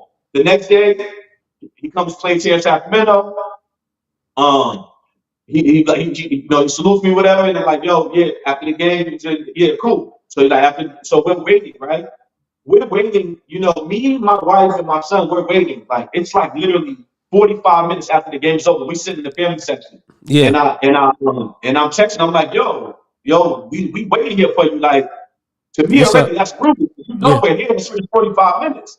So then I call his phone, he don't answer, then he texts me back, he's like, oh, yeah, I'll get to lift weights. I'm gonna send the equipment manager out with the jersey. So he sends the equipment manager out with the jersey, signs it's signed and everything like that, and he gives it to us. He never meets us face to face, and then leaves. And I'm like, all right, cool, whatever, know. And then it's reported that he signed with Kanye West down to sports. Right? That's so what happened. I don't it don't bother me, but it's just a fact, it's just a respect thing. Like I get it. Like if I was here, I'd probably be like, yo, Kanye West is Kanye. Like he inspired me. Yeah. This is before he went on Cuckoo for Cocoa Puffs, right? Yeah. So, it's like Kanye and Adidas could probably do more for you right now if you don't, because he wasn't as sold on doing his own. He wanted to do his own shoe, but he was still playing around with the option. So I guess he was going to get something with Kanye, and then Kanye blew that whole thing up, and then now he's out here wearing Nikes again. But I say that because after that meeting, I designed his shoe. And his shoe is the shoe that I was going to design for him is fire. If you want, I'll show it to you right now. Because it's still coming out. It's the bounce. Yeah, bro. Let's see that. If you got it, hey, we definitely want to see that, family. So listen, while he going grabbing that, you know what I'm saying, what Jaylen Brown could have had, that's now going to be a strictly for Sia, right?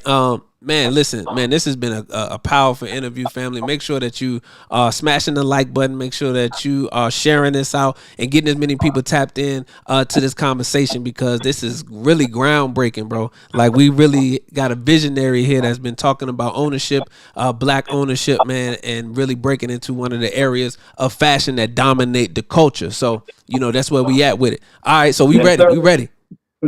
We ready. So, boom.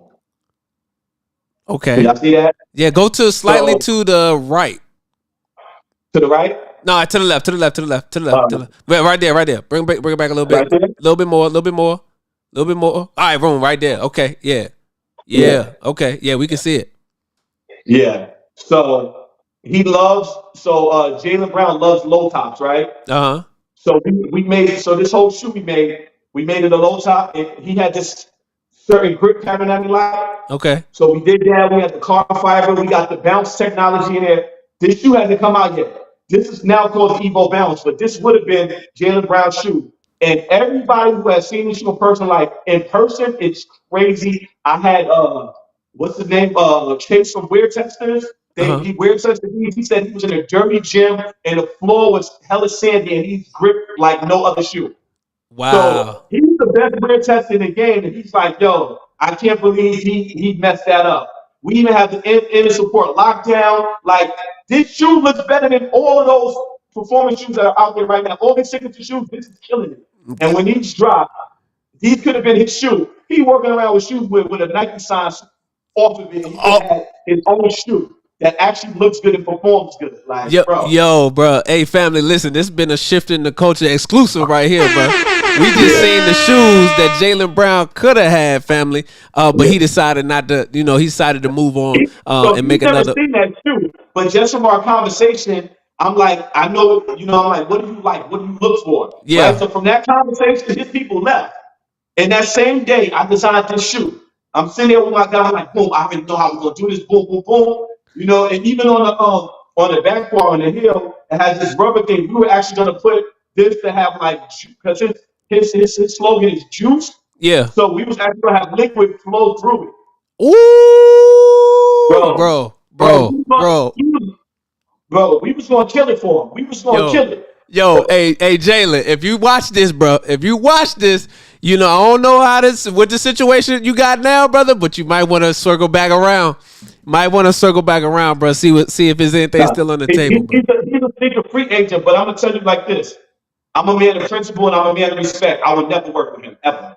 Okay, Ever. okay. Like when you like one thing, I don't reach out to none of these guys. The only person I reached out to help was Kyrie. Yeah, David Brown reached out to me. So one thing I don't play about is my time, and I don't play about my family. So yeah. when you were supposed to meet my son and you didn't meet my son, and you did that disrespectful shit by like staying in the locker room saying you was working out, and we were here waiting for you, and we talked on the phone. Right, So when right. my time was cool for free, it was cool. But when it was time for you to just be like, "Oh, here, all you had to do is just take a picture of my son and get the jersey and keep it moving." It could have But you been, did yeah. that. Like I don't respect that. I don't care. If doing a deal with Jaylen would make me $100 million more dollars. I don't care because money is not my motivator. My That's right. motivation is one, Principle. you're gonna respect me. One, you're gonna respect me. Point blank period. I'm not selling my soul for nobody. If you don't respect me, I can't work with you. Come on. Point blank period. And then my other goal is just to create. I just want to see what I can create because, like in the beginning, we made over $55 million. But guess what part about that is more amazing than the part that I made $55 million? I made $55 million without one paid ad. I've never Yo, paid for advertising. well, I've never paid for an ad. yo, So and, if you do the numbers and you do the math and you do the company evaluation, this company is worth over $300 million. And I yo, did that from my garage.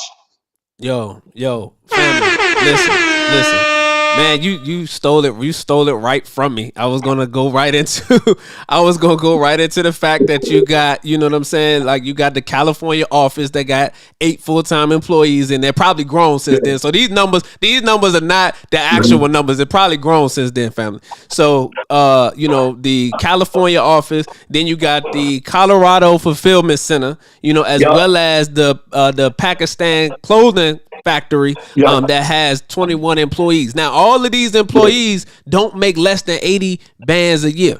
I'm gonna say it again. The ones that work in California. The The ones that ones work that in work in California, California. Yeah, yeah, yeah, yeah. the ones that Yeah, work in the cost of California living in don't make. California is different. Okay, yeah, facts, The facts. cost of California, especially Yeah, here, I'm in the Bay Area, right? yes, sir. And this is the other part about it. This is where I don't care about the money because all of my just me working here in California, I don't need any employees. Like everything that I do here, we could do it in Colorado. In Colorado, that's a fulfillment center. Mhm. So they get paid off of the shipping prices. They don't get paid additional money from me, right? Unless every Christmas I throw the bonuses because I appreciate them, like that. Right, right, But right, they work off of the workers there and making whatever the state minimum wage is there. So right. now I'm hiring my people here and I'm paying them no less than 80K Yeah, when I don't even have to do that. I can just give all of that work to Colorado and I can just sit right here like I'm talking to you and design on a computer. yeah, But yeah, that's not what it's about. It's about giving my people an opportunity. We everything that I have, they have. When I drove my Mercedes, the next year I brought all my workers in Mercedes. I wear a diamond Hey, necklace. They wear diamond necklaces. There's nothing. I wear diamond watch for Christmas. No, actually for my birthday this year at my birthday party, I gave my employees iced out side watches. So what I get, they get. There's no jealousy. You know what I'm yo, saying? I take care of it because it's just one. It you remember what James said? Like if everybody in your clique got money and your clique is rugged, everybody will stand tall. Nobody will fall because we each other's crutches. You yeah, know what I'm saying? So It's just like that. It's like just take care of your people. I don't have no animosity, no jealousy. Like, yeah, okay, I got a Lamborghini, but I ain't buying them the Lamborghini. And that's something they got, they own. But they got Mercedes, so we good. You feel me? But I try to Yo, take care of them the way that I would want to be taken care of if I was a part of something special like this. man, bro, that is amazing. The fact that you have the opportunity to put your people on, and you're not shortchanging them neither. You know what I'm saying? Because of the work that you've been able to do. You know what I'm saying? Mm-hmm. So, you got the fulfillment center. So, man, before we go, I want to talk about some of my favorites from your collection. You know what I'm saying? Because like I said, bro, I've been locked in. So, you got the Vulture collection. You got the Vulture collection, which is one of my favorites. You know what I'm saying? So you got the retro V2s. You know what I'm saying? Yeah. I like the retro V2s. The SC20 V2s. Yeah, those fire. Yeah, the SC20. Yeah, them joints is fire. Now the Sia 5435s. I like those. The 5435s. The colorways was crazy. And all of the Evo foams. Yes, all of them joints go crazy because I really like the fact that you do the glow in the dark bottoms. Like the glow in the dark bottoms is crazy. Like that's off the chain. There's and this is my for that. Huh? There's a reason for that though. Oh, there's a reason why I do the glow in the dark bottoms, right? Like when we were talking, I said that my first daughter passed away right before she turned 1, right? So I was in really dark times. When you do your first kid and this is what you wanted your whole life to be a dad. Yeah. So the reason why I do glow in the dark a lot is because like if you in the dark, I want you to always see some light. Those are my sneakers. And then for the boots, bro, the STS8 boot is crazy, bro. The STS8 boots is probably the hardest boots I ever seen in my life, bro. They're probably the hottest boots I ever seen in my life, bro. So those are my favorites from your collection, bro. I've been tapping into the merch as well, bro. So family, we go ahead and close this down. So listen, Sia, for those who are going to be watching this and are inspired, they want to create their own shoes. What's a piece of advice that you would give to them? Oh, perfect. So one thing I think you should do is do your research, right? Because a lot of people now, it seems like it's so easy to make shoes. A lot of people are cutting corners where you may go on Alibaba and they have a shoe already made and they're going to print your logo on it. You don't want to do that because say you get a little heat on it. Like, oh yeah, that's fire. And then they go and look, like, wait a minute. This is $10 on Alibaba, and all you did was put your logo on it. Facts. You don't want anybody to be able to steal what you got going. So that's why I say do your research. Me, I learned how to make shoes. And there's times where in this game, I've gotten shoes from my manufacturer one time, and the shoe had like glue stains on it. Now, and you know how much it cost me to take it back? But being that I know how to make shoes and I know how to repair shoes, I knew I could get this special pen that could help rub the glue off. I knew when it got on the suede, I knew I could take a razor blade and shave it real lightly, and I could shave the suede off that had the glue on it. I had to repair shoes myself. That with another company, they wouldn't have been able to even sell it, and I was able to salvage it. That's why I say do your knowledge. They have if you're in the East Coast, they have a school called Brooklyn Shoe Space. They're the most affordable that I've seen out there that teach people how to make their own shoes. I would say before you do anything, go to that place. Learn it, right? Because at the end of the day, it'll make you a better designer. So always, with anything that you want to do, if you're really serious about it, you got to do research. You can't cut corners, right? And it got to be really what you're passionate about. Because if you're not, the people are going to be able to tell that there's the reason why I've been able to be so successful without doing any advertisements. Because my passion speaks for me. When you hear me talk, you hear the passion. This is what I want to do. This is what I love doing. Whether I make money on it or not, I'm gonna still do this because it's internal. Like my fire burns for this. So that's what I tell you, man. Even if it's not making sneakers, anything it is that you really want to do, always do enough research about it and just see what maybe some issues you might have or what's the things that be in your way. And then that way you get to eliminate all those problems because I've lost a lot of money before I got to make money because you may deal with a manufacturer that says, hey, send me a Western Union. Yeah. Man, that's a scammer. And then I'm gonna send 10 bands and you ain't gonna get nothing and you can't get nothing back because you Yeah. fired it. You sent the Western Union instead of doing it, through your bank, or through if you're gonna do Alibaba, you gotta use you gotta pay on Alibaba with your card. Because if you don't get it, then guess what? You can call your card and say, I never got this item and you do a charge back. Yeah, So get a that's charge what back. Yeah. Yo, bro. Yo, well, that's clutch because you answered the other question I was gonna ask you about. So yeah, bro. So where can people? Well, hold on. Where can people find you at on social media? But I wanted to ask you this too about the STS8s, right? Because maybe I'm the only person that was affected by this, but I know when the STS8s dropped, it was exclusive for the membership, for those who had the membership only. But it was, it was said that they was going to be coming around Christmas. That was going to be available to the public.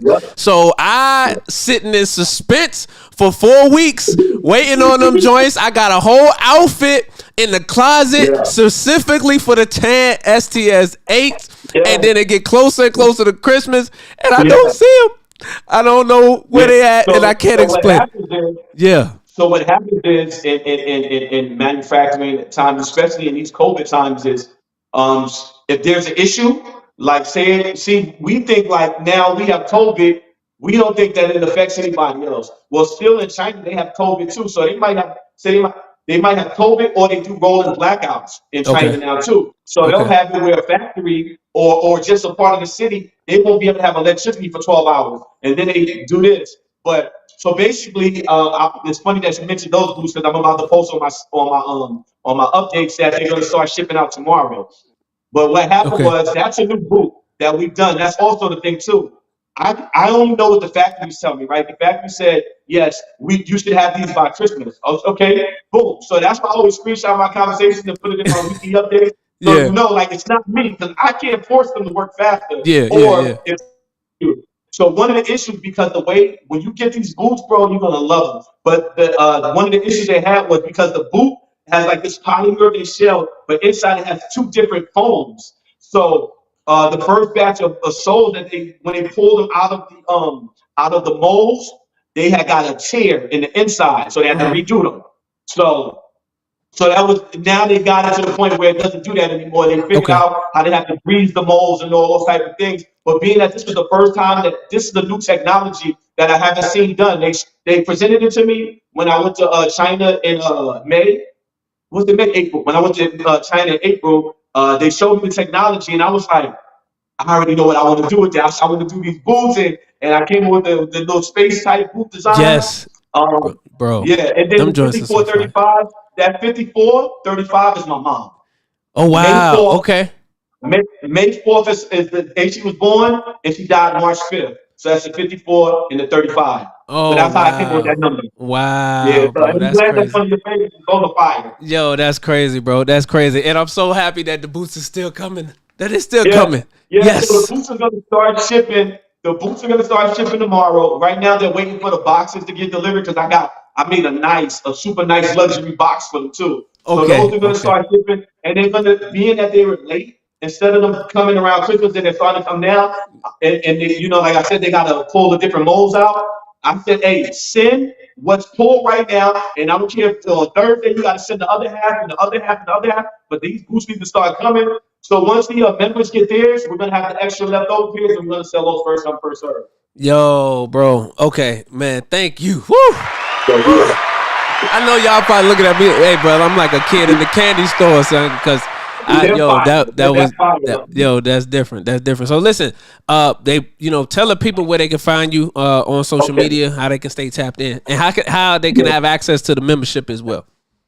Yes. So if you're trying to follow me on social media, it's SIA_collective.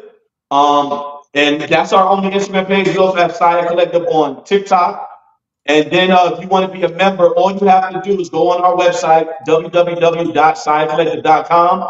Make sure you create an account. It's free. You create an account with your email address and your name, and then go into the shoe section and buy the membership card using the same email address you use as your account. And then once you get that, we'll activate your membership through your email.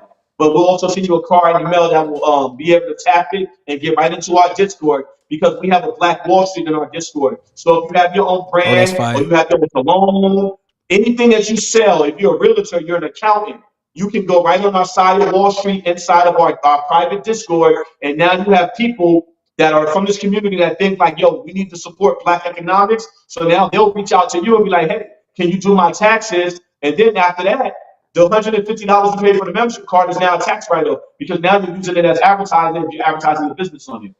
Hey, family. Hey, man, if you was not inspired, motivated, and most importantly, educated from this interview, this conversation today, I don't know what to tell you. You know, this is probably, out of all the interviews that we have done, I probably think that this is the best interview that we have done so far, bro. So, man, I just want to thank you again for spending some time with us and just dropping that game. You know what I mean? We certainly appreciate it, brother. And man, we don't be a stranger. When you got some new stuff up, we definitely want you to come back and be, you know, a friend of the show for sure. Come back and tap in with us. Hell yeah, you got it. Yes, sir. No doubt, no doubt. So yeah, bro, we're gonna check you. You know what I'm saying? So we appreciate it. Peace. Peace, man. All right, family. So yeah, that is, man, that was that right there, family. That was just a fire interview. And man, shifting the culture. This is what we do. Groundbreaking conversations, family. So, man, we appreciate you for rocking with us. And, man, we'll see you next time on Shifting the Culture. I'm your brother, King Cam. Peace and blessings, family. Any leadership that teaches you to depend upon another race is a leadership that will enslave you. Any leadership that teaches you to depend upon another race is a leadership that will enslave you. They gave leadership to our foreparents, and that leadership made them slaves. But we have decided to find a leadership of our own. You know. Not your average nigga, I'm a god out the hood. They can't downplay me. I came up, I'm elevated. I ain't gotta say too much for them to know I'm coming for what's mine. You know they see me in my presence, say. They see how I'm coming. Young, but you not just gonna finesse me like you did my peoples. Then back when you said they was emancipated. This ain't that. Your head too big. You feeling yourself. The game wasn't fair. You had the advantage. We wasn't educated. I don't look at you people the same. Nah. Your worst nightmare, my skin tone about them chains. Yeah. Not no circus lion, son, I can't be tamed. You gon' have to kill me, pussy. Toby ain't my name. Y'all still want us think our history started when we were slaves? What? Come on now, talk about them pyramids we made. I was chosen by that man, you know y'all just been running game. The nerve of you acting like